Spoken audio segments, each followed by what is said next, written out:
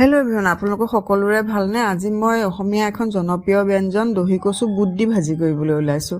এইখন ভাজি বনাবলৈ হ'লে সদায় মোৰ দেউতালৈ মনত পৰে। দেউতাই কয় বোলে বাৰীত একো নাথাকিলেও অন্ততঃ দহি কচু এজোপা থাকিব লাগে, কাৰণ পাচলি নাথকা সময়ত দহি কচুৱে মাছ দিও বনাই খাব পাৰি, টেঙা, জ্বলা, পিটিকা, চাটনি সকলো বনাই খাব পাৰি। আৰু এইখিনি দহি কচু মোৰ ওপৰৰ চাট বাগানৰ। মই কচুখিনি ভালকৈ ধুই লৈ চুৰচেৰুৱাই টুকুৰা টুকুৰকৈ কাটি লৈছোঁ।